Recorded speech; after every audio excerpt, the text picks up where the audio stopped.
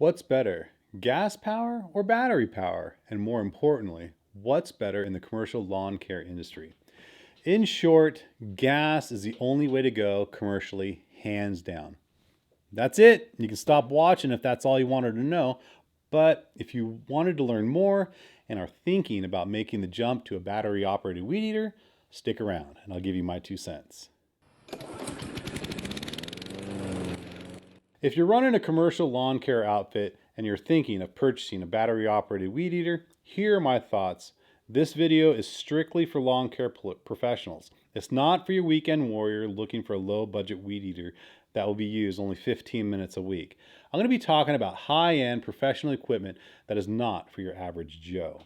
I will be comparing the gas Stihl FS131R and its battery brother, the Stihl FSA 135.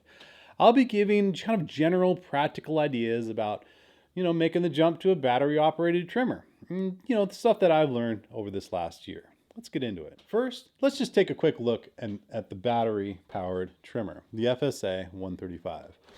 First, you're going to need a battery or two. It comes with a little battery. It's got a little gauge here. It tells you how much juice is left. It's really easy. Just pop it in, turn it on, and go. That's it. There are 3 different settings: low, medium, and high. And that's it. It's pretty simple.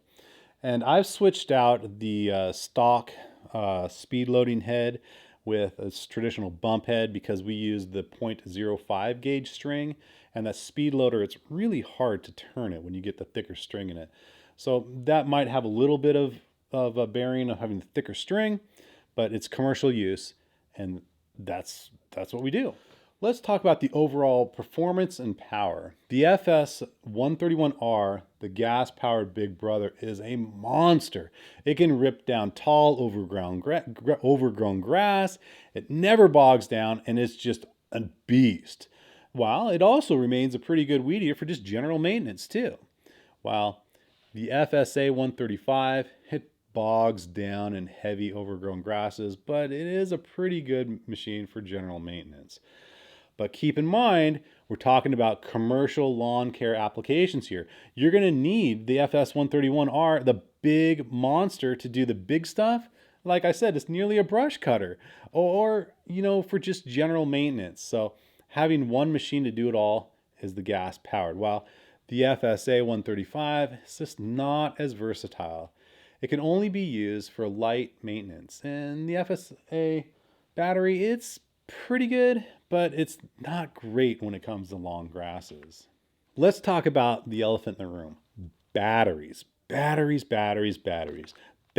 run out of life quickly, and they're expensive. You can quickly and easily fill up your gas powered with a quick gas. It's easy. Well, I guess if I'm comparing that, it is pretty easy just to swap these in and out. But having multiple expensive batteries is just too cost prohibitive for a weed eater. I mean, seriously, this AP300 battery costs like $300, while this new one that came out, the AP500, is nearly $400. Not to mention this quick charger here. This quick charger is like almost $200. So, that's a lot of money. I mean, I suppose I could go, say, with like the 4-slot battery pack and put it in my truck, but having a slow trickle charger is just not the way to go. And then having like 4 batteries slowly charging at, say, $300 or $400 a pop. I mean, that's like $1,600 just in batteries. And speaking of batteries, I'm not even going to talk about that stupid backpack battery. What a joke. Imagine having to haul this heavy battery around with you all day in a sweaty backpack on a hot day. Forget about it. Not even going to talk about that. Over the lifetime, a gas-powered weed eater will never burn through the cost of the batteries. Let's just use the number of, say, 4 batteries. It's, say, $400. That's $1,600 of fuel. Or, say, 320 gallons. It's, say, roughly $5 a gallon because you got to get the little mix, too. The little engine in the gas-powered one will probably die before you burn 320 gallons or, say, $1,600 for the batteries that you might be saving. So I suppose there might be some long-term gains in just the fuel consumption, but I don't think so, because the batteries are going to wear out. The unit, the FSA 135, the unit itself is going to wear out. It's being used commercially and getting banged up. And I am imagining the battery stuff will be very similar to the gas powered as far as life expectancy on a rough commercial crew. And that's not to say, you're also having to have batteries at lower power. It's heavier, and you can only get through 4 or 5 yards on one battery. So again, you're going to have some sort of power inverter in your truck in multiple batteries. So, and the quick charger again in the truck. So you're going to need, say, at least 2 batteries. You're going to need the quick charger, and you're going to need a power inverter for your truck. And you're going to need a really powerful, beefy power inverter of at least 2,000 watts or heavier or more for the heavy duty quick charger. Again, you could use a trickle charger, but we're talking about commercial use. You need it quick, and this quick charger works fast in about 30 minutes. And a 2,000 watt power inverter on Amazon will cost you like $150. And you're going to have it wired directly to the battery. I would suggest having a professional outfit do the install. I paid about $200 for mine. And another thing, the weight. The weight of these batteries is heavy. With the AP 500 battery installed into this puppy,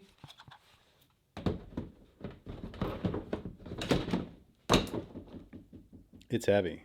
It's 15 pounds. Well, yeah, this gas powered is 14 pounds. It's not a big difference, but if you're talking heavier for lower power, it kind of sucks. So let's total up the overall cost of gas powered. You got the unit, which is about $500, and you got a gallon of gas and a little bit of oil gas mix, about $500. That's it. So now let's get into the hidden costs of this FSA 135. Again, you're paying about the same price, about $500 for the unit, $300 for the AP 300, about $400 if you want the larger AP 500, and you have about the $200 for the quick charger. Then you have to get the power inverter for your truck for $150, and you got to have somebody install it. That's a lot. That's like $1,700 for a battery powered trimmer. What on earth was I thinking? Yeah, I'm kind of wondering the same thing. So let me see if I can give you a positive spin about why I like the battery powered unit. One, you don't have to fuss with the gas. You don't have to worry about pouring it in there and messing it up. There's just no fuel to mess around with. That's easy. And you don't have to worry about running out of gas so long as you got 2 batteries, one in the truck charging and one using it. So that I do really like. And 2, again, it's super easy. You just turn it on and go. That's it. Super, super easy. You don't have to fuss with the choke, pulling the cord over and over. I don't know how many times I've had a hard time getting the gas power stuff started, maybe on a cold morning, and I'm just so frustrated, and I just feel like chucking it over the fence. Now that I'm saying it, those are 2 pretty big reasons to buy a battery operated weed eater, even if it is lower power and heavier than its bigger brother. Seriously, it drives me crazy when I can't start a machine. That alone is worth paying the extra $1,000. Another thing to consider is we're talking about commercial use, and asking employees to use the battery weed eater can be kind of a tall order. Also, I've found that when batteries get low, say like down to 1 bar, range anxiety is a real thing with battery trimmers. I don't like running out of juice halfway through the yard, and I found employees feel the same way. They will choose the gas over the battery if the battery is starting to get a little bit low. Like this picture, for example. The battery-powered weed eater was just thrown into the back of the truck because the battery was low. So it's important to have 2 batteries and an inverter to swap them out. In summary, the battery-operated FSA 135 is a pretty good machine. Not great. The hidden costs of the extra batteries, the chargers, the inverter for the truck are huge barriers of entry for guys looking for a good machine that won't break the bank. Hey, I hope you've learned a couple of new things and enjoyed hearing my 2 cents when it comes to battery versus gas-powered weed eaters. Please like and subscribe, and we'll see you next time.